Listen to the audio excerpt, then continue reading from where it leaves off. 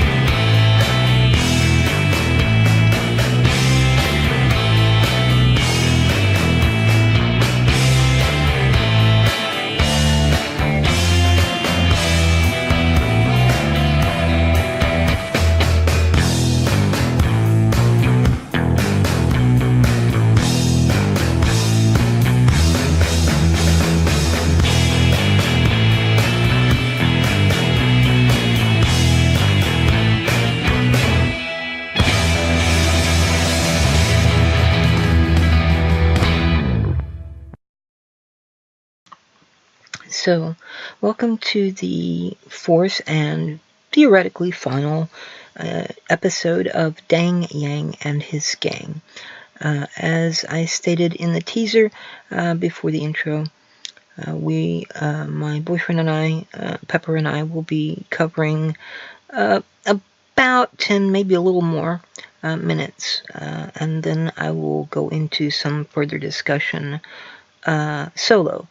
So, without further ado, here is what we recorded earlier. Is modernized voting. Considering the advances in technology, there's no reason why we should still be waiting in line at polling stations to cast votes. The machines being used in most locales are also vulnerable to tampering and hacking as modern technologies. Americans should be able to vote via their mobile device, with verification done via blockchain. This will dramatically increase participation in elections, state, local, and federal. Okay. First things first, the reason why we're so damn long in polling stations is because we keep closing them down. Open more polling stations, you'll have less lines. In my opinion, every school, every post office, every college, every university, every library, basically anything that is funded by the government should be a polling station. It should be a place where you cast your votes. Well, you could also do it the way it's done there in Oregon with mail-in ballots. And that certainly leaves a paper trail. Again, you can't hack that. This stuff about mobile phones, what? I mean, let's just give them another thing that can be hacked, right? Yep, and people are going to say, oh, the blockchain. Okay, the blockchain is slow, and that is intentional. Mm-hmm. It takes about 3 days. Yeah, about 3 days for a transaction to go through. I'm sorry, I'm an American bitch.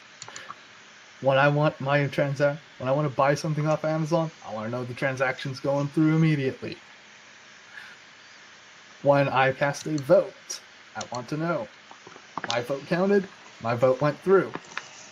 Not have to wait 3 days for a verification. You can also move away from voting machines.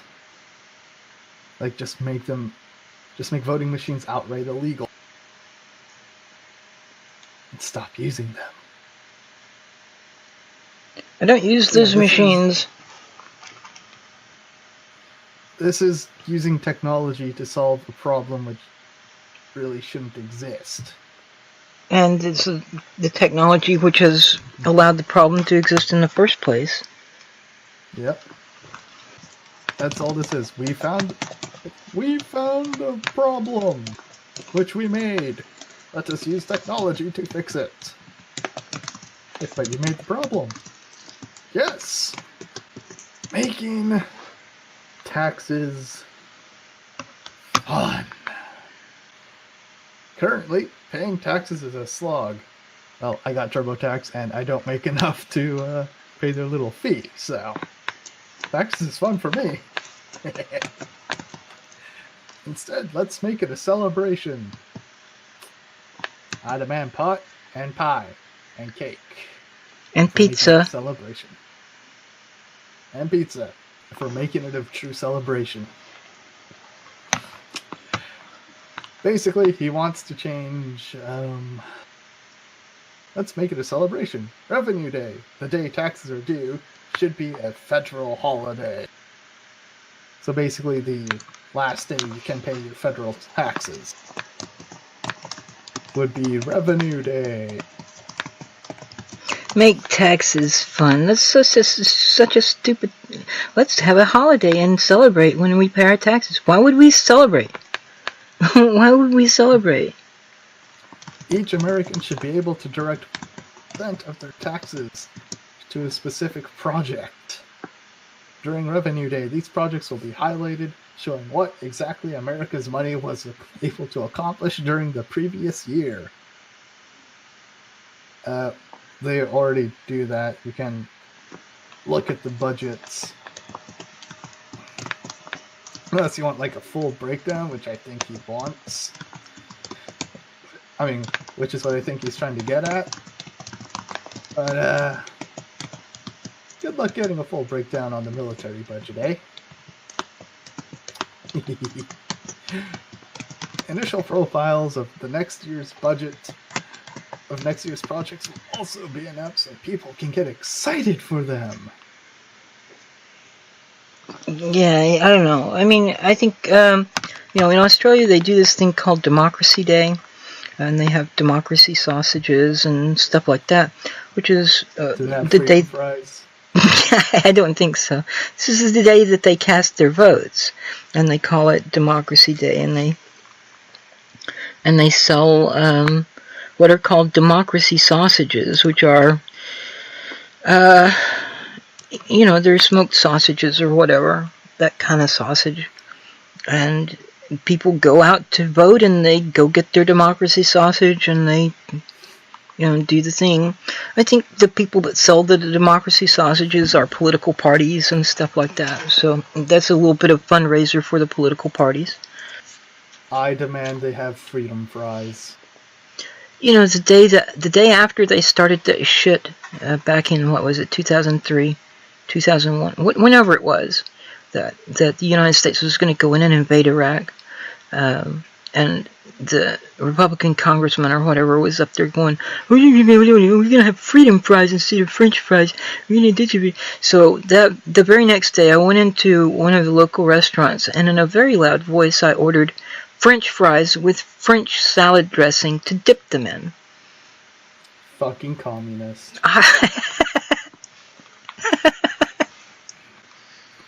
For shame. It was great. So anything else on this list of... Running the country is like a business, and you can't run a country like a business. The business needs to make profit. A country doesn't have to. It means adopting basic things like appreciating your constituents. No, that's more of an American-centric view. And honestly, some constituents don't need to be appreciated. Mm-hmm. If someone pays taxes, that's great, and we should make him or her like they contribute to important things that make people's lives better. Okay, City Hall holds meetings. You can look those up and go down there and start getting involved. And then you are important. That's how it works. Taxes are viewed as a burden. Well, that's the way we teach history, is we rebelled because taxes. Yeah. Not because, we hated Parliament. Well, not because we wanted representation in Parliament. We weren't getting it. Not because they were kind of smuggling Dutch tea illegally. Mm-hmm. And letting the British tea to rot. Or not even letting the British ships into dock. Yeah, our founding fathers, kind of greedy. Create a federal holiday on the date taxes are due. Why not when we vote? Don't know why. Provide a report to every taxpayer, a breakdown of where their tax money goes. We already have that. In fact, news organizations can't get enough of telling you, here's where they do it every single tax season. Allow each American to direct 1% of their taxes to one specific project. I know this sounds significant, but it's only 1%. Mm-hmm. But if we get a lot of people, it's 1%, guys. So if you still have your taxes from this year, take 1% of that, and that's how much you get to choose goes where. Bring 2 taxpayers who filed their taxes early from each state to a celebration at the White House with members of Congress. No. If I go there, I will be yelling at Congress. Then I'll get kicked out. Mostly because it's Congress. They fucking deserve it. Mm-hmm. They deserve it. Well, somebody does need to sit them all down and make them listen to some stuff, because they have all kinds of time to go across the road and sit in a cubicle and call big corporations and PACs and ask for money, but they don't have time to read the legislation on which they're supposed to vote, which is another reason they let lobbyists write the legislation for them. And then they introduce it as if it were their own bill. And how many people who voted on the Patriot Act actually read it? Not many. None. Because it was a huge fucking bill. I think only Ron Paul read it. Yeah, probably. Also, you want tax reform? Here's how you get tax reform. Every single member of Congress, in their respective seats, doing their own taxes. Piece of paper, calculator, tax code. That's it. Oh, and their W-2s or W-4s or what they used to file their taxes with. That's it. Yeah. You'll have a new bill. You'll have a new tax reform in 2 weeks. Make them do their own taxes. That's my tax reform. All right, then. Anything else on this list of policies you want to talk about? There's the gun thing. No, we'll save that for another. I've already got a video where I talk about that, so no need to be... Oh, beat me to it, didn't you? Yeah, well, you've seen the video I did, right? No. Yeah, you have. I did it 2 years ago or something. It was when that Las Vegas shooting happened. Oh, that one. Yeah. I'd kind of like to look at this modern time banking, but we've been going now for a couple of hours, 2.5 hours, I think. Yeah, 2 hours, 38 minutes. So, and I need to go into game and do my little thing to get my doodad for that time-gated event that's running at the moment. Oh, who the hell cares? I care because I get a costume unlock from it. Hell yeah. And it's account-wide, so all my characters get the same costume unlock. Yeah, you missed out. You should have done it. No. It's not a bad mission, actually, now that I have my 2 new characters with their macros set up. Because I was just going in and punching the keys and stuff. And, that gets old. It took forever. Somebody was like, "You mean you've never used macros?" And I go, "No." And this was like 2 or more years after I started playing. And they're like, "Suddenly I have a great deal more respect for you and how you fight in space." And I was like, "I do, okay." And they're like, "Yeah, and you're not using macros." And I go, "No, I'm not." So, I mean, what's the deal? I get to choose what powers I want to use when I want to use them instead of just having them automatically cycle through. But, yeah, it is a little more convenient, especially when you've got something like Engineering Team 3 in part of the macros, so that you're constantly buffing your hull and healing your hull. And shield, emergency power to shields, so you're constantly buffing your shields. Oh, didn't you want to do the rank choice vote? I need to talk about that in its own thing, because I'm probably going to be able to talk about that for an hour or more. There are a number of different suggestions for how to reform our voting system. One of them is ranked choice voting. One of them is single transferable vote. There are a couple of others, star voting and proportional representation. So this is something that I've read quite a bit about, and I have some views about it.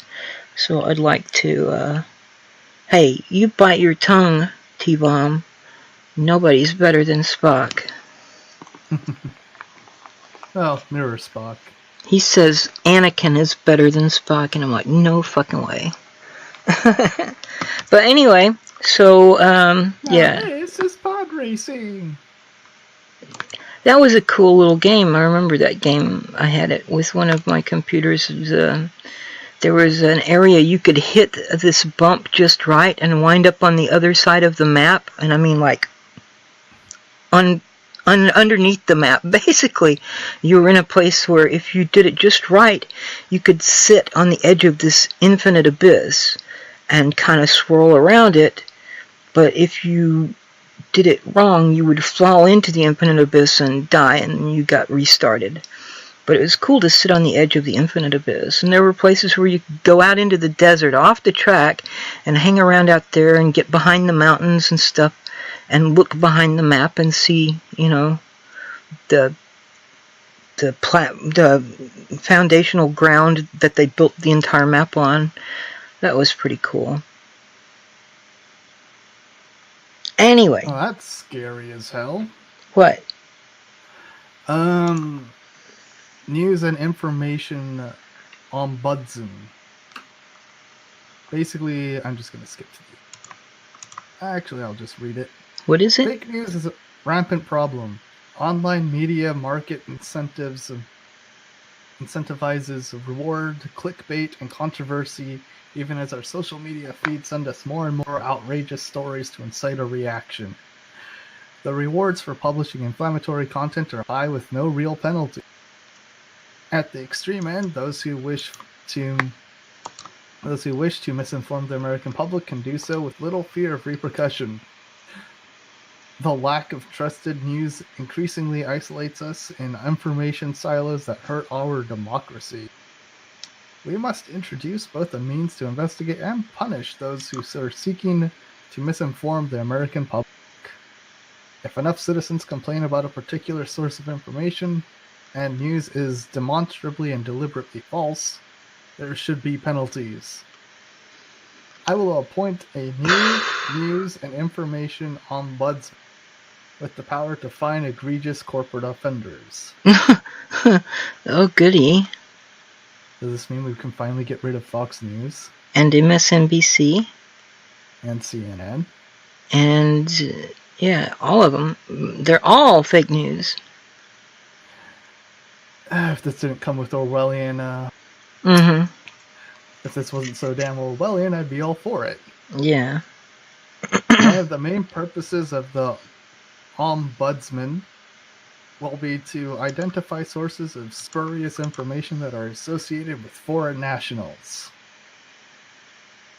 Of course, they're only going to go after RT, right? Not BBC, and not. They're going to go after Al Jazeera.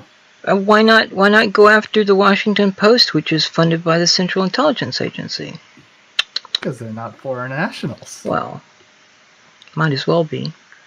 The Ombudsman will work with social media companies to identify fraudulent accounts and disable and punish responsible parties.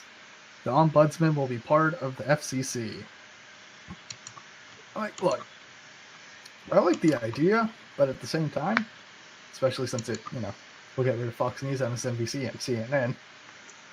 But at the same time, fake news will basically boil down to whatever the government disagrees with. Right, exactly.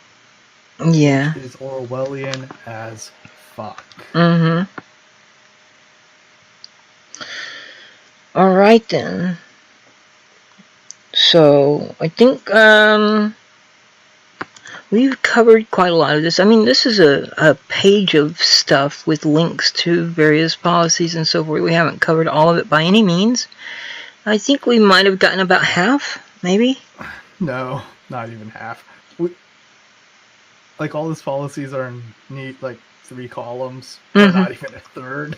Yeah. Okay. There might be a third. Well, I don't think we want to do any more tonight, right? Right. I think we're just going to cover. Well, you are going to cover. I know you will. You're going to cover the ranked choice voting by yourself. Yeah, I'm probably going to do a separate video where I talk about that, not necessarily in connection with Yang's suggestions. Just ranked choice voting and the spoiler effect in general. Yeah, the spoiler effect is bullshit. It's been discredited repeatedly, and then we'll have probably one more on everyone's favorite and totally non-controversial topic: gun safety. Oh yes. I've already done it. You can go. I haven't changed my mind about it. So you can go back and watch my video I did back in October of 2017 or whenever it was. Anyway. Don't worry. I'll bring it up somehow. Oh, God. Alright, so, yes, alright. So, that was the last approximately 10 minutes or so of the live stream Pepper and I did after I edited out the coughing and throat clearing and dead air and so forth. And so I'm going to continue now solo and talk about some other stuff that Yang has listed in his policies. Okay, so the first additional bit of Mr. Yang's policies that I will be discussing here is, I think, a rather simple one to laugh at and correct.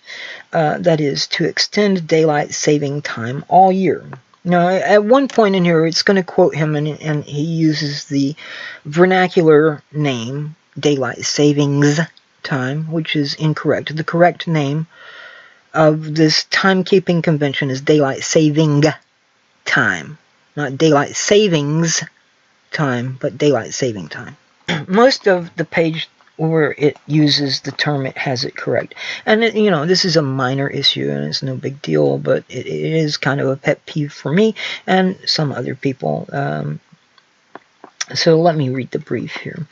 The brief says, Daylight Saving Time, or DST, was implemented during World War I to decrease energy utilization.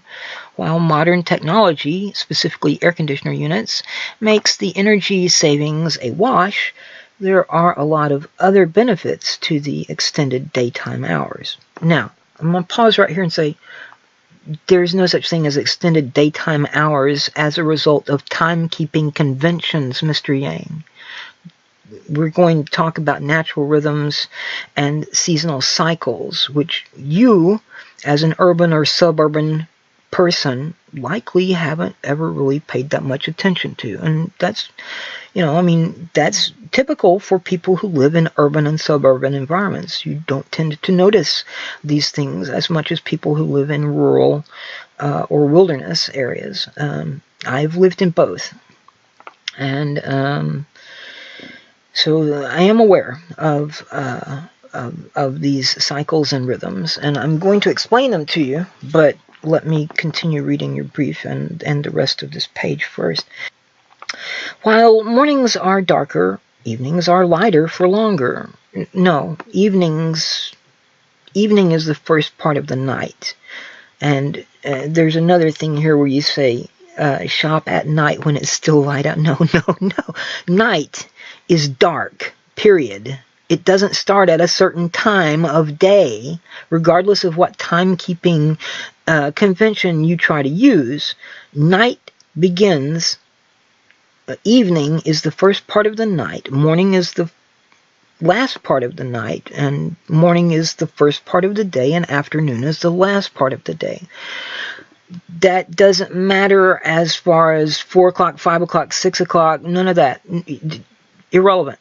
Those are just numbers that mean nothing except measurement. You're measuring time passing, theoretically, or at least that's what most people believe. Time is an interesting concept. A fourth dimension, according to some. But at any rate,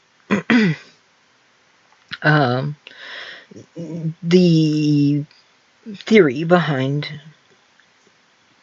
clock timekeeping conventions and so forth, sundials even, is based on numbers and measurement. And sundials are not as accurate as, say, a digital clock, or especially as an atomic clock. But, I mean, for example, an hour with a sundial isn't always 60 minutes of 60 seconds of exact equal length, because that's not how it was done in the past when people relied on the sundials. So anyway, don't talk about evenings and night and talk about it being light out unless there's some kind of midnight sun or something and you're north of the Arctic Circle. That you might have light then, but no. So while mornings are darker, afternoons, I'm going to correct you there and just say afternoons, are lighter for longer. This leads to increased exercise and outdoor activity. No, it doesn't really. I mean, temperature plays a role in that too, Mr. Yang. And you may be familiar with the NFL, and they play until early February, which is, late January, early February, coldest time of the year. But high school football stops like in early November because people don't want to be outside traipsing around in the snow and ice and sleet and and so forth. So changing the timekeeping conventions isn't going to change that. People are only out when it's cold if they have to be, or if they have some kind of curious liking for it. The same is actually true at the hottest time of year, late July and early August. Here in the South, where I am at the moment, I'm indoors at that time of year with the air conditioner on full blast and the shades all drawn and the lights all off, and trying to stay as cool as I can because I don't like heat. I'm not terribly fond of cold, but I can take it better than I can take heat. And I mean, it depends on the type also, because There's humid heat and there's dry heat, arid heat, and there's humid cold and there's arid cold, and they're quite a bit different. So it can be rather miserable, or it can be not quite so bad.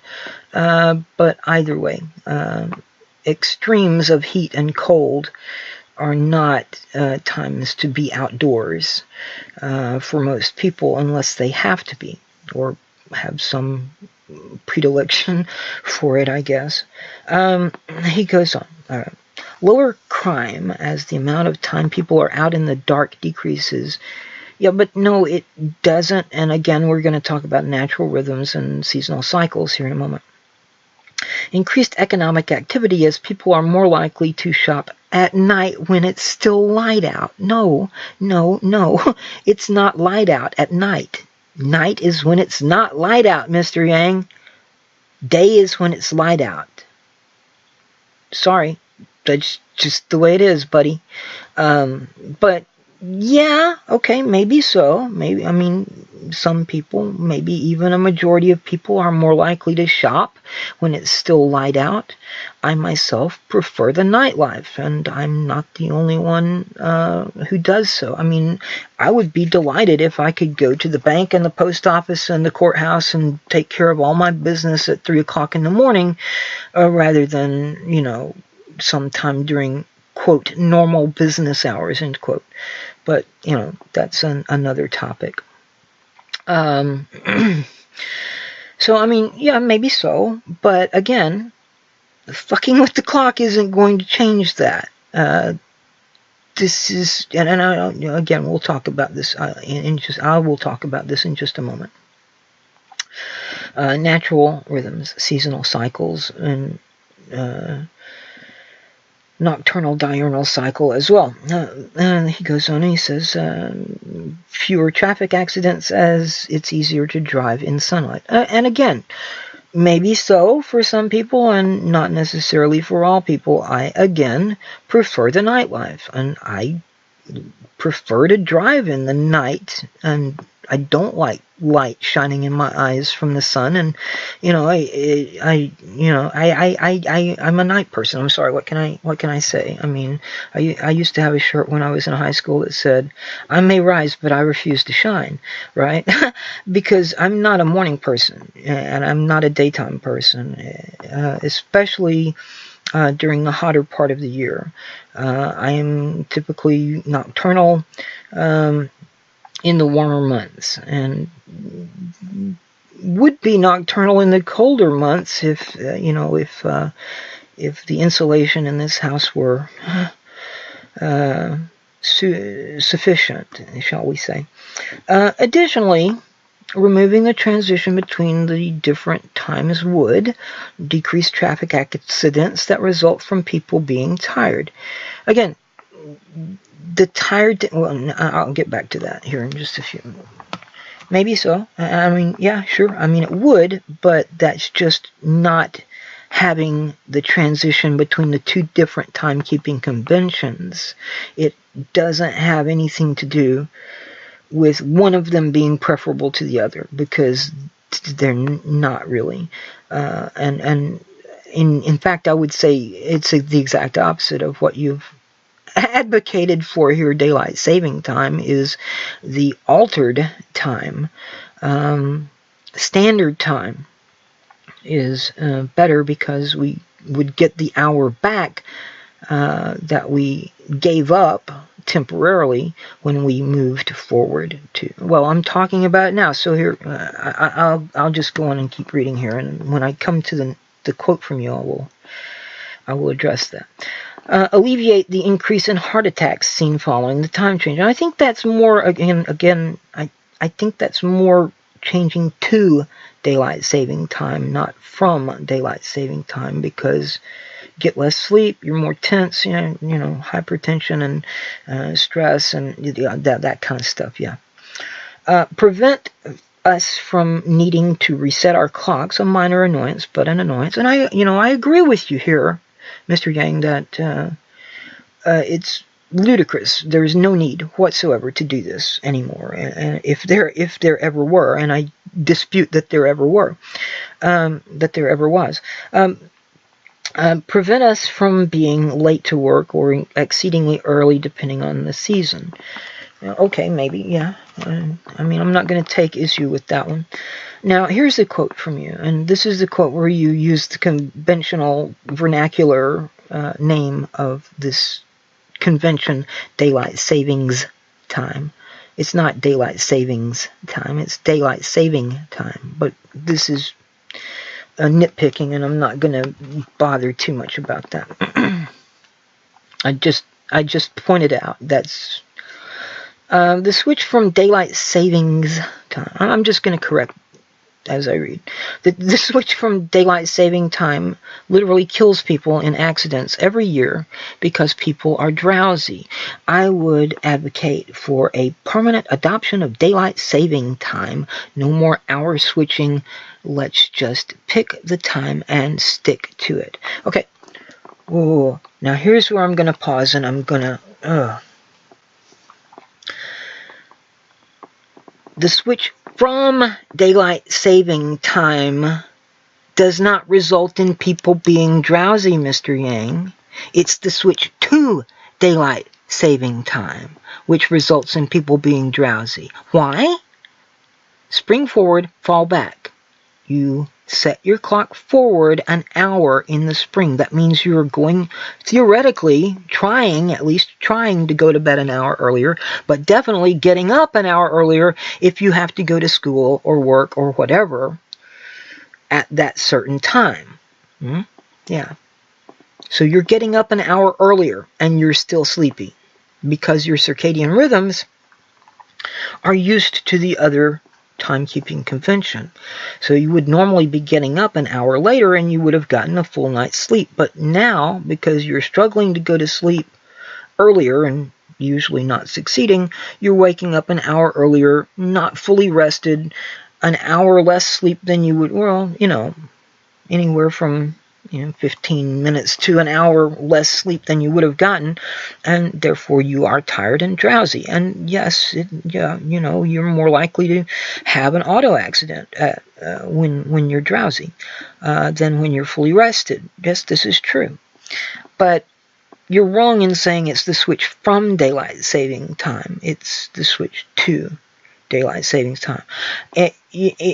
You spring forward, you set your clock forward an hour in the spring when you switch to daylight saving time. You fall back. You set your clock back an hour, so you're getting up an hour later in the fall when you switch back to standard time. When you switch back to standard time. Notice that. There's a point in here somewhere where you say the switch to and from, the switch from, yeah, this is the very next thing. The switch from DST and back causes many issues. Well, you don't switch from DST and back. You switch from standard time and back. This is maybe a minor sticking point, but this is more than a nitpick because it is standard time, which is standard. That's why it's called standard time. Duh. So you switch back to standard time, and when you do so, you set your clocks back an hour. It's not the switch. Anyway. Again, I agree that we need to pick one and stick with it, but I say pick standard time. And I will explain why it is better to do so with the simple explanation that you get back the hour that you would otherwise be giving up permanently if we stuck with daylight saving time. Okay, when you switch to daylight saving time, you give up an hour temporarily. Now, because they've extended daylight saving time to make it start earlier and end later in the year, there's more time that you're getting up an hour earlier than you should be, quote, should, end quote, be, than the amount of time that you're getting up when you should, quote, should, end quote, be. if you switch to daylight saving time and leave it there, that hour is gone. You've lost an hour permanently. You actually have lost an hour if that were to happen. We talk about losing an hour right now, and we talk about gaining an hour in right now whenever we switch back to standard time in the fall. But in reality, you don't lose an hour or gain an hour. You kind of trade off. But if we were to switch to daylight saving time and stay there, that 1 hour would be gone, basically. I mean, your body would eventually adjust, but the point is that you've basically stolen an hour from yourself. And that's not cool. And you're going to talk about the length of day, how long it's light out, and blah, blah, blah. Doesn't have anything at all to do with timekeeping conventions. Those are simply measurements of the so-called passage of time. It doesn't affect how long it's light out and how long it's dark out. I'm going to get to that in just a moment. So you say here, goals, decrease traffic accidents, heart attacks, and crime. No, you will decrease. You might decrease traffic accidents and heart attacks if you switch back to standard time and leave it there. You're not going to decrease crime, because crime is going to happen in broad daylight as well as in pitch black night. And while it may be more common for it to happen in the dark, messing with timekeeping conventions isn't going to change the amount of light and darkness. Again, I will explain why in just a moment. But your other goal is increase exercise and economic activity. Again, no.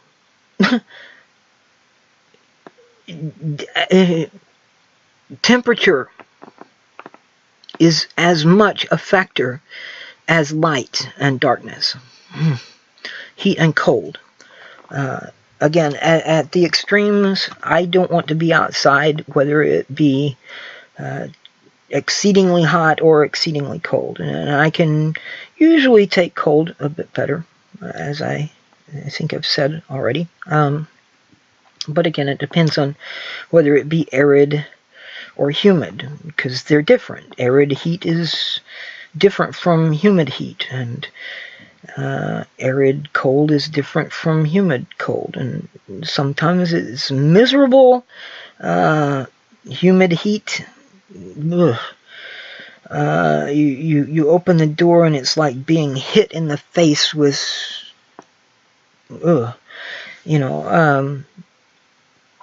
with this wave of oppression.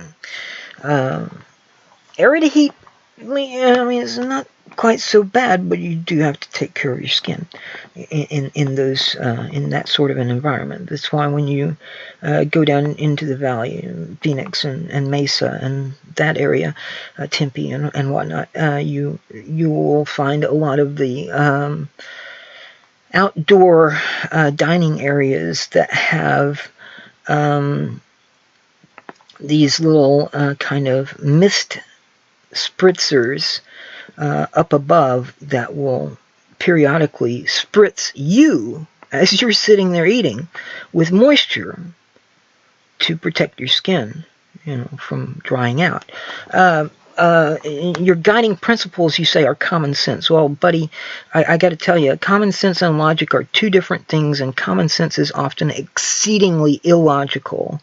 And in this case, you're wrong. You're right about sticking with one time. I agree with you on that. I'm behind that 100%. But you're wrong about which time to stick with, and you're wrong about this business of light and darkness. And again, I'm about to explain. There's one more thing here. It's a quote from you. Again, as president, I will work with Congress to pass the Sunshine Protection Act at a national level. Thanks for the name, Florida. Well, okay, buddy, you're not going to be protecting sunshine. You're not going to be protecting daylight. You're not going to make... Okay, so here's where the explanation comes. All right. You ready? So you as an urban person, a suburban person, a person who lives and works primarily in an urban environment. I mean, I think you're some kind of a tech guy, so maybe you have the convenience of being able to commute via the internet and do your work from home across the internet. You know, some tech companies allow that and some don't. It depends on what exactly you do, and I have to admit I haven't really bothered to look into what exactly you do in the tech world. But the point is, you are apparently and somewhat obviously an urban person. And I say this because if you lived in a rural or wilderness area, you would already have almost certainly observed what I'm about to have to explain to you. Okay, so, you know, the Earth revolves around the sun, and the Earth spins on its axis, and the axis is not straight up and down relative to the sun. It's tilted. Now, that tilt stays just as it is, regardless of where the Earth is in relation to the sun. And because it stays in that same axis, there's about roughly half the year when the northern hemisphere, when the North Pole is tilted away and not entirely perpendicular, not completely away, so because if it were, then the northern hemisphere would be in dark for that roughly half a year, complete dark for half a year, and the southern hemisphere would be in complete heat, and then the other half roughly of the year would be the exact opposite. But it is slightly, so I think it's what, 45 degree angle or something like that. I don't know exactly what the degree of tilt is, but something certainly less than 90%, or 90 degrees rather. So because the axis is tilted, we have these things that are called solstices and equinoxes. So I'm going to be speaking from the perspective of a person living in the northern hemisphere, and in the southern hemisphere it's exactly the opposite. At the time when we have more light, they have more darkness, and when we have more darkness, they have more light. Now, I know, according to scientists, darkness is the absence of light and so forth, so there's no more darkness, there's just less light, or you know, whatever. But you know, our language works the way it works, and it's not entirely accurate, and so there are figures of speech, and so just roll with me here, because when I talk about sunset and sunrise, you and I both know the sun doesn't rise or set, the Earth spins. But, okay, so when we talk about the sunset, we know what we're talking about. When we talk about the sunrise, we know what we're talking about, even though we know that the sun does not in fact set or rise. So let's talk about the solstices and equinoxes. And this is, again, natural rhythms and seasonal cycles. At the winter solstice, or midwinter, depending on how you want to look at it, so the old Germanic peoples and Roman people of Europe, of old Europe, regarded this as the beginning of winter, and the Celtic peoples regarded it as the middle of winter. So I'm going to switch back and forth between saying winter solstice and midwinter, and winter and summer solstice and midsummer, and so forth. So just when I do that, you understand why I'm doing it. I mean, you can look up midsummer in the dictionary, and it'll tell you it's the 23rd of June. And the summer solstice is, depending on the year, because it varies a little bit. Our calendar is not exact, because it takes the Earth 365 and 1/4 days to orbit the sun, which means that every 4 years we have to add a day in February, you know, the 29th of February. The other 3 years, February has 28 days.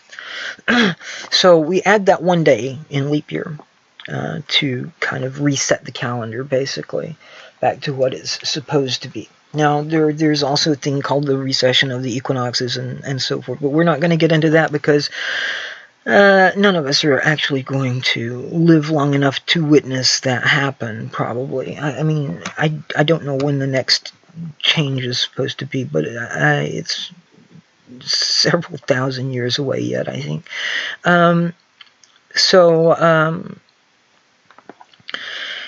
Let's start with midwinter or winter solstice. This is roughly the 19th, 20th, 21st, 22nd, maybe sometimes the 23rd of December. At that time, the axis, the North Pole of the Earth is tilted away from the sun at its greatest declination, or whatever you want to call it. I don't know the exact term for it, but the point is, that is the longest night of the year and the shortest day of the year. From that point in the year, as the Earth orbits the sun, the night is still longer than the day. Nothing you can do to the clock or how you keep time is going to change that.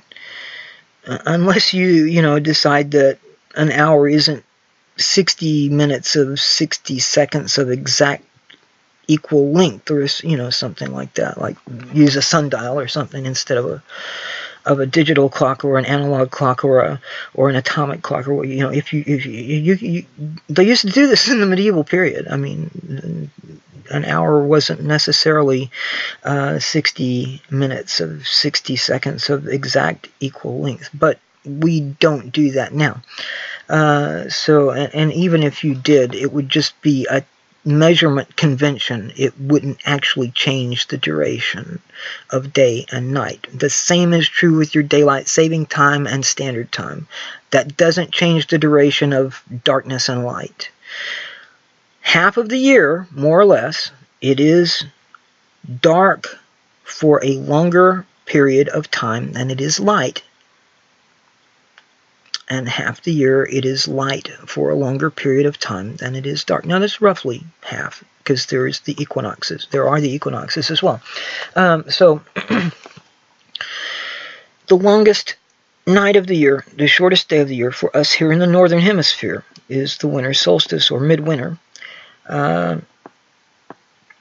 And as the Earth orbits the sun,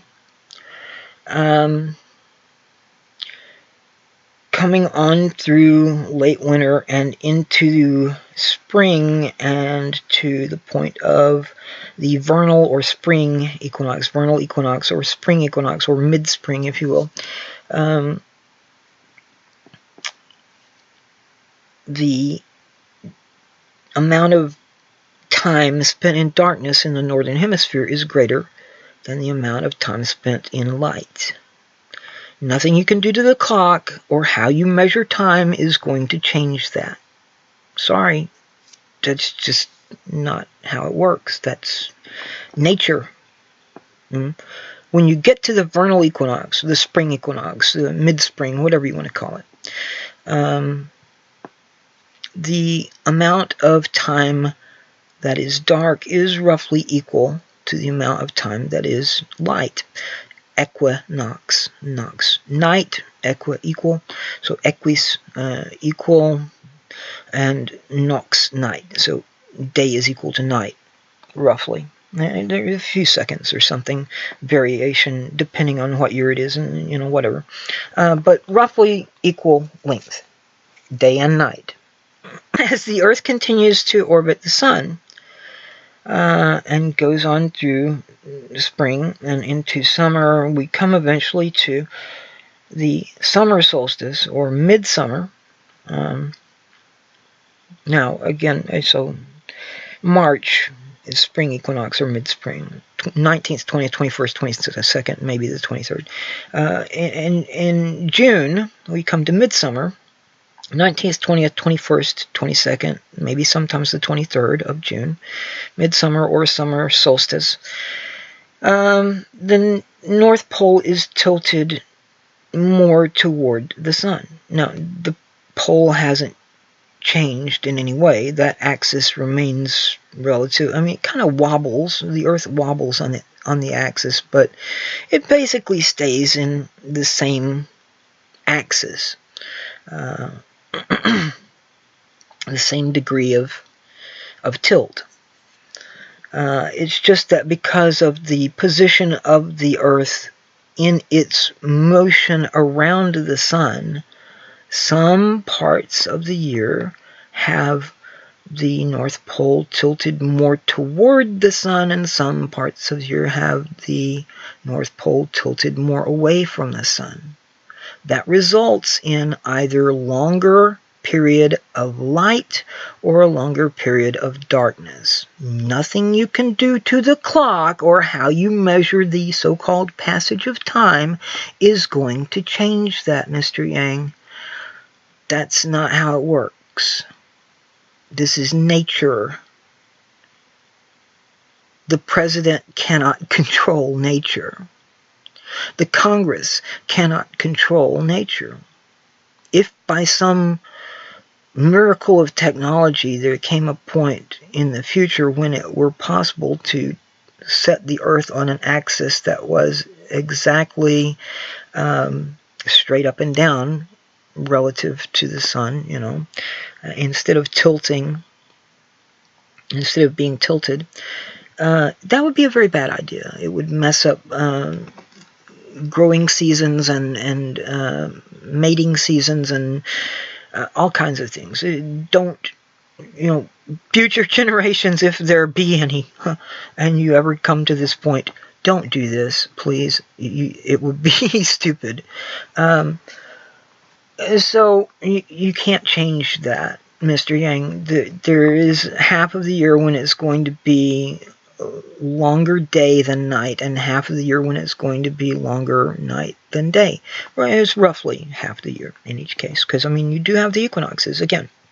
So from the winter solstice, from the summer solstice, midsummer in June, moving on through the summer into fall, eventually you come to the autumnal equinox or the autumn equinox or mid-autumn in September, again, 19th, 20th, 21st, 22nd, maybe sometimes the 23rd. Again, the night and day, the period of darkness and light, are roughly equal. And then from that point you move, the Earth continues to orbit the sun back around to the position it was in at the previous winter solstice or mid-winter, and again you have the longest night of the year and the shortest day. Just as at the summer solstice or midsummer you have the longest day and the shortest night of the year. Nothing you can do to the clock or how you have it set or how you measure the passage of time is going to affect the actual duration of light and darkness in a 24-hour period.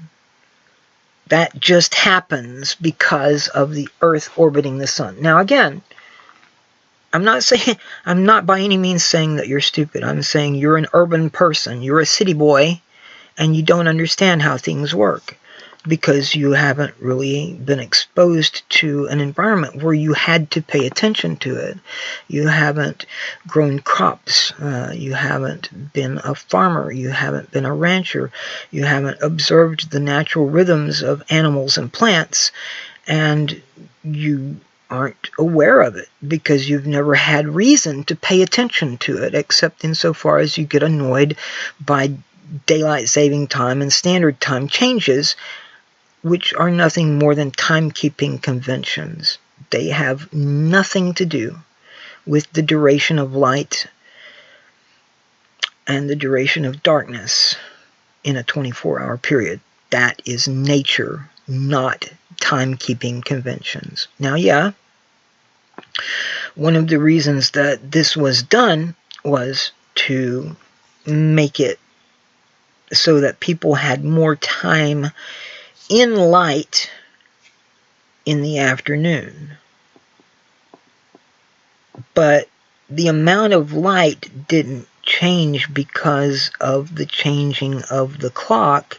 It changed because of the Earth's orbit of the sun and the relative position of the Earth's tilted axis toward or away from the sun. That's just how it works. That's just how it works, and there's nothing you or I or any other human being or all of us together can do to change that. So, I mean, you may not like the fact that it's dark in half the year, you know, darker, longer, or not darker, but, you know, that darkness lasts longer for roughly half the year. But there's nothing you can do about that, and screwing with the clock isn't going to change it. So, and again, I agree with you that we should, you know, pick the time and leave it there, but I'm saying not daylight saving time, which is not standard time. I say standard time because that way we get back the hour that we gave up temporarily, and also because that is standard time. I mean, there is a reason that was the way time was set up before the implementation of daylight saving time. And, you know, you can say it's somewhat arbitrary, and it is. But, you know, not every person is a day person, and not every person is a night person. I understand this. I'm a night person. The sun comes up, it's time for me to go to bed, basically. And I may linger a little bit beyond, you know, depending on what time of year it is, again, because sometimes it stays light longer than it stays dark. So I do get a little bit of exposure to sunlight, and I try to avoid it whenever possible for a number of reasons, not least of which is the fact that bright sunlight can result in me getting a migraine. Yeah, I'm not a sun worshiper kind of person who goes out and lies on the beach and you know, gets a tan and does all that stuff. You know, it's not my thing. If it's your thing, whatever, man. You know, do your own thing, but don't expect everyone else to conform to your thing. So anyway, so I hope you know, I doubt that you've seen any of these episodes of Dang Yang and his gang. Maybe some of your supporters have paid attention to a little bit of them. I don't know. And maybe not. But at any rate, maybe this information about natural rhythms and seasonal cycles and so forth will somehow filter back to you. And if so, then good. Maybe you'll figure out that your proposal here isn't really going to do anything about light and darkness, but and that you have it backwards with regard to when people are drowsy, and that giving up an hour permanently out of our schedule would be a bad thing. So let's switch back to standard time in the fall and stick with standard time henceforth. Arizona already does that, and good on them. There is another one of your policies I would like to discuss, and I thought I would get to it in this episode, but that's obviously not going to be the case because I've now been going for over an hour, and I think that's long enough for an episode. If you liked the video, please hit the like button, you know, thumbs up. Consider subscribing. If you do subscribe, please ring the bell icon, which will theoretically notify you of all new content. Please also consider sharing the video on your social media. I do have a Patreon. If you really like what I do, please consider becoming my patron through Patreon. Link is in the video description. And I have a Discord, so, you know, So, I mean, it's a vetted server, so don't expect to get in just because you show up and say, I'm a fan of your videos. Well, I don't really have fans. I have less than 200 subscribers, most of whom I know and consider to be friends. So I think it's somewhat strange to talk about subscribers as fans when I regularly interact with many of them and consider them at least acquaintances and not just anonymous fans on the internet or something like that. That seems a very strange way of thinking about things to me. I was talking with my boyfriend about this earlier tonight. But anyway, until next time, have fun, but stay safe. For Republic News, this is Liviana, signing off.